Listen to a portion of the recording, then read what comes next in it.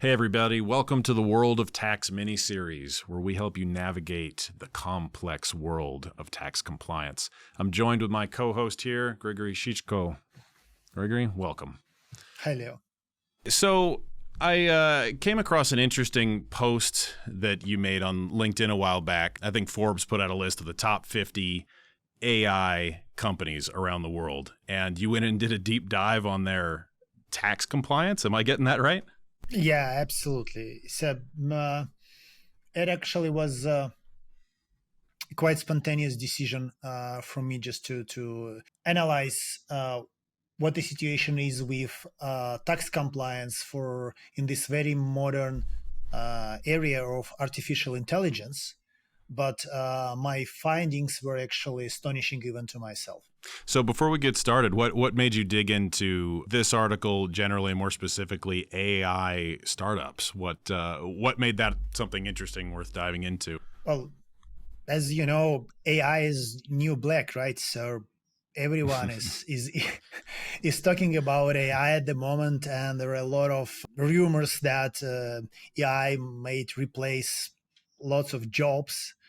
And I wanted to analyze it from slightly different perspective. Then you, as a consumer, purchases some AI services from those companies.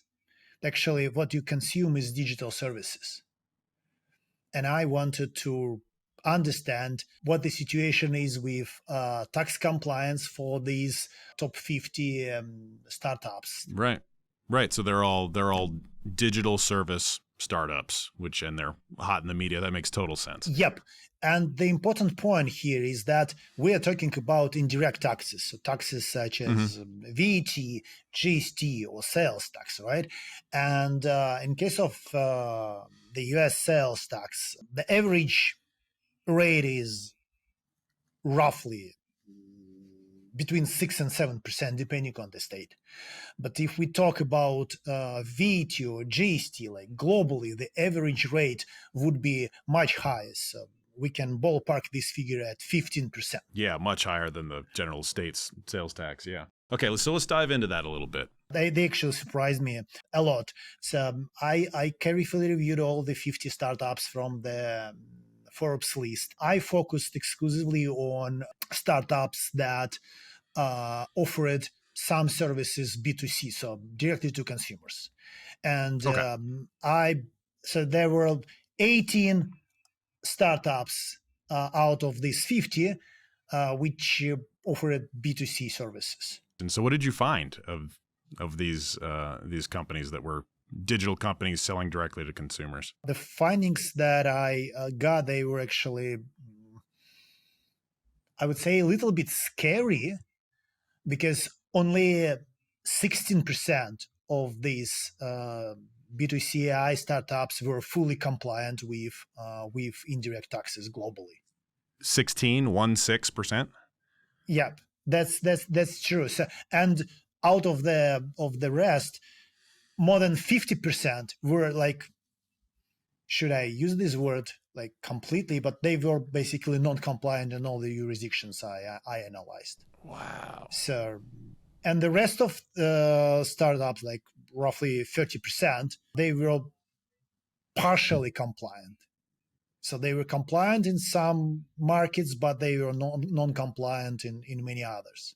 So when you're saying, 16% of them were compliant, and that leaves 84% partially compliant or not compliant at all. So we're talking about them not charging taxes in the right jurisdictions, or undercharging, overcharging, or something along those lines? I am talking about not calculating and collecting taxes in the jurisdictions that they're supposed to. That's kind of hard to believe that the number's that big. And this isn't just your mom and pop digital service stores, but this is the Forbes top AI companies right now. So that's, I find that kind of hard to believe. That's something else. So, let's take a step back here. So if we have a large number of these big companies that are not tax compliant or partially tax compliant, what are the consequences of that?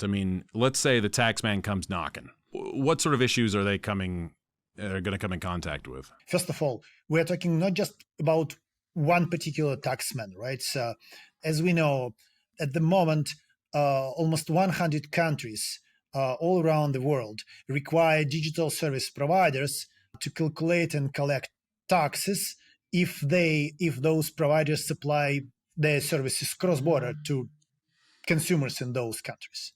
So, Right. in my opinion, the risk of getting attention from tax authorities is actually stacks up because it's just not a single market. It's like almost 100 of countries. The obvious consequences of that is that if any of the companies, I'm not talking just exclusively about the findings from my research, but if any digital service provider who is not compliant with indirect taxes get caught by any tax authority, so the consequences would be obviously calculation of tax that was supposed to be collected but haven't been collected, and also interest and penalty for not paying this tax than it was supposed to be paid. Right. So once they get caught by any number of jurisdictions, potentially not just one, it could be multiple, they'd be responsible for back taxes essentially and penalties up to, I assume there's some sort of statute of limitations, if they've been doing it for a long time. Yeah, that brings up kind of an interesting thought then. You've got, nobody wants to have a visit from the tax man, for sure, but I don't know, for these companies that are relying on investor funding, I imagine that has to be a concern when due diligence comes into play. So, getting around to funding, perform due diligence, make sure the T's are crossed and their I's are dotted.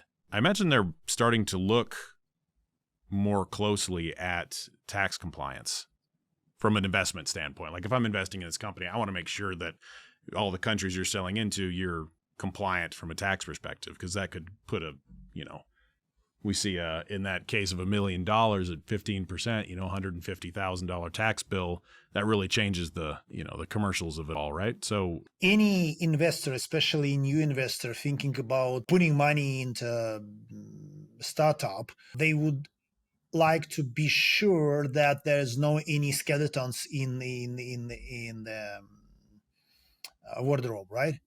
Right, yeah. Maybe during like the seed round, companies are not tested thoroughly, but going forward, from my experience, usually this due diligence is handled by consultants, and obviously the tax aspect would certainly be on the list. I don't want to scare everybody, but new investors or existing investors adding more money into the company would like to understand that the company is going the right way, also from the compliance perspective. Right. Well, you and I didn't start the World of Tax mini-series to shy away from scary topics here, so I think we're being just scary enough. True. So basically our idea is with this mini-series to educate people and make them aware of things that they might not know because they focus on their core business, right? We shouldn't expect that everyone should be expert in taxes. That's why we're here. Yeah, absolutely. And, selling physical goods, which we're all incredibly familiar with, you walk to the store, you buy a Kit Kat bar, you're going to pay tax on it. You see it right there. And whether you see that tax included in the price or, you see it after the price, we're familiar with it. And I think in this digital world, it just feels different. Like when I go and subscribe to Netflix, I just see one price. There's tax. They're paying tax on that. But it's just something you almost don't think about. And I imagine business owners probably encounter that a lot as well. It's a digital service. We're selling overseas. Do we need tax? I don't know. And that's why it's so important to have, a tax expert help you set up your business so you don't get that knock on the door that nobody wants to get. Do they actually come to your house? I don't know how that works, but it's makes it a little scarier imagery for sure. That's true. And I can give you actually some tax authorities in some countries, they have power to shut down your, to restrict access to your website to users in that country if the website is found to be non-tax compliant. Mexico, by the way, is a good example of that. It's specifically written in the tax legislation. Oh yeah, so there's it's not just having to deal with a big tax bill. They can shut down the moneymaker, so to speak. And I imagine they can probably freeze funds if you're holding in that country as well. There's probably a number of ways that could affect your business negatively. And we are not even talking about some bad public information, right? That might be visible. I mean, nobody probably would like to be associated with with some wrongdoings, right? No, and it could really hurt your reputation as well, beyond just the financial and logistical things that can get in the way too. Nobody wants to visit a product whose website gets shut down, or they end up in the paper for not paying their taxes. It's a bad look. Let's talk about how you found that information. So, obviously the list of companies was made in the article by Forbes, but what did you do to find out that, to get the information you found out about the compliance, non-compliance? Right. So there is no magic here. And actually, everyone who is listening to this podcast can repeat my exercise. It would certainly take some time, but it's known as a customer journey. So you need to register on those resources. Right. So you sign up for an account. Okay. Yes, sign up for an account, and then you don't necessarily need to make a purchase. You just need to add something into your add subscription, and then go to the checkout page. And here you will get all the information you need. At the checkout, you will clearly see whether tax is calculated and applied to your purchase. Right. So you're following the customer journey. You go and you sign up for an account.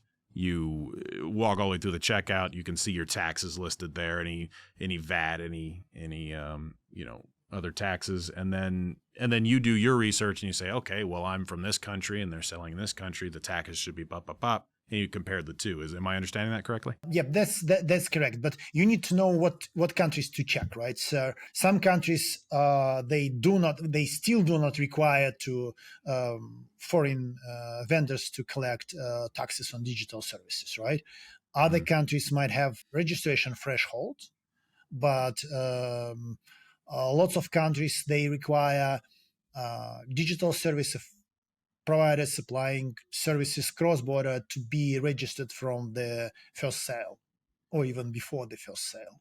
Right. Okay. So that's where the expertise comes in. And again, back to our earlier point of, if you're selling internationally, even at the scale, small time or big enough to make it in the Forbes list, it's important that you have your taxes right and consult an expert to make sure you're compliant. This is where all the complexity kicks in, I guess. First of all, you need to understand what rate you need to charge depending on what country you are selling to, right? And if we talk about startups, especially AI startups, obviously they try to sell globally, right? They're not focused usually on any specific market, right? Maybe Sure. when you're there in an alpha stage or beta stage, but then their intention is obviously to become global supplier of their unique value proposition. But right. For the US, as we discussed earlier, it's not just a single rate for the whole country. It's literally thousands and thousands of different rates depending on the particular location, not even the state, but even the particular location inside the state. So you need something, usually it's called a tax engine, which would help you to determine the correct tax rate. Right. Some people might think that this is the hardest part, right? But actually it's not. Once you calculate the tax, or even before you start calculating the tax, you need to obtain tax registrations in the countries that you have to, right? Depending on the country, the time needed and the effort required to obtain a tax registration can range from literally 15 minutes to more than a year. Oh, And wow. if you multiply it by like even not all 100 countries, you can specifically restrict countries you are selling to, which obviously might hurt your revenue. It's again about whether those startups, which are usually have very lean teams, whether they can spend so much time, right, when they actually need to compete with other players in their industry, spend so much time to become tax compliant. And after obtaining those tax registrations, calculating and collecting tax, you need to report and remit those taxes. Right. So in the in the example with the Forbes list, that 84% are like, let's take the other side of it. The 16% of the compliant companies, they're only compliant from a user checkout perspective. We have no idea where they're registered. We have no idea where they're not registered, if they're filing the taxes, if they're remitting the money correctly. So at best we have a 16% are doing at least some of it right. Let's hope for the best. Yeah, let's assume that once they calculated taxes and they collected it, that they actually did all the other steps. Yeah. Point being, it's really complicated, and there's a lot to consider here. It's not for the faint of heart. How would a company find out they're not tax compliant, and what can be done to avoid that in the first place, or remedy that if they find out that they're not in tax compliance? There might be questions from the users, from their customers, right? Because consumers are familiar, like you rightly mentioned. Then you purchase a Netflix subscription, you will see some taxes on your bill from Netflix, right? So customers might question why it's not happening, or it might be investors, it might be VC funds, it might be consultants performing due diligence on those startups. And obviously the worst case scenario would be if this is brought to their attention by a taxman. Yeah, the least fortunate of the scenarios. Okay, so I mean, what's a good way to mitigate this? How is a company to get potentially set up in 100 countries, for a variety of products? How do I navigate the ins and outs of that? Like, what should they do proactively? There are several potential options, but if we consider two probably like opposite ends of this range, then the first option would be to handle everything in-house, right? So to hire someone, or I would say even to hire a team of people who has sufficient expertise in taxes for digital services, who would then build compliance in-house, create all the policies, procedures, obtain tax registrations, do some like automation that would obviously be required because all sales are done via the internet, right? You cannot just calculate taxes manually. Right. You may try to get some a number of solutions from different providers and try to integrate them internally. The quickest way, in my opinion, would be to use companies known as merchants of record, companies who have already solved this problem and who's built this, if I may call it, tax infrastructure, right, to support sale of digital services globally. Yeah, which I imagine costs some small fraction of sales versus, hiring and scaling up an entire team to do it, which is advantageous for a number of reasons. Absolutely. And we're also talking about implementation time, right? So as we discussed, those companies, they've already been operating, right? For them, it might be essential to fix issues sooner rather than later. So building all the infrastructure in-house, obtaining the necessary expertise in this field might take time. Is it doable? Yes. How much time would it take? Nobody knows. Yeah, absolutely. It sounds like merchant of records, the way to get up and going quickly.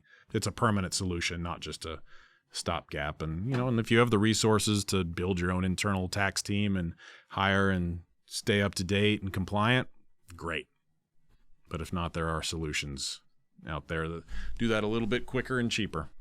Here's a thought. So if one of these companies finds themselves non-compliant, the tax man didn't come knocking, thank goodness, but they got a tip off from a customer and says, hey, normally I pay some GST or a VAT on this service here, and just want to make sure you guys are doing the right thing. And you look at it and you say, oh wow, we are not compliant. What is a company to do to protect themselves, for back filing and to just make sure that they don't get in a world of trouble? Approaching someone who has expertise, like tax advisor, or again, a merchant of record, who can do a thorough study and analysis together with the company, with affected company, to calculate carefully how much is it on stake, right? So what countries are affected, where, say, registration thresholds were triggered, how much tax was supposed to be collected but hasn't been. Right, a bit of a post-mortem, yeah. And then create a plan, like a rectification plan on what can be done going forward. Right. So best to hire a third party to come in, take a look at, your compliance to date, where you filed, where you haven't, how much you filed, and make sure you're compliant there, and then work on sort of a remediation plan to get in a good standing with the governments where you're selling products. Let's imagine that there is a magic wand, and you can wave this wand and become compliant next day. Ooh, I like that. Let's get one of those. Even if everything is fixed, say from tomorrow, previous periods are still at risk, right? Mm-hmm. So every country has so-called a statute of limitation. It means that the period that tax authorities can look back and assess and also calculate or adjust taxes if needed.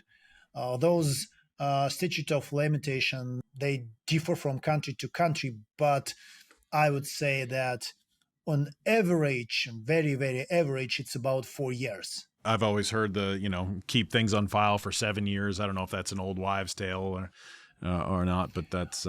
It's slightly different thing that also exists. It's important to save all your records for a certain period of time, and this period might match the statute of limitation or it might differ. Yeah, that makes sense. And since they're all different, the statute of limitations is different per country, then just add that on the pile of unique things to do for each jurisdiction. Whether it's statute of limitations, whether it's de minimis amounts, whether it's VAT, import taxes, the list goes on.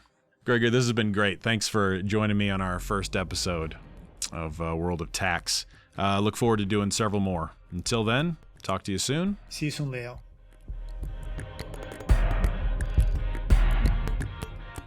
Brought to you by the Reach Network. Visit withreach.com/network for more.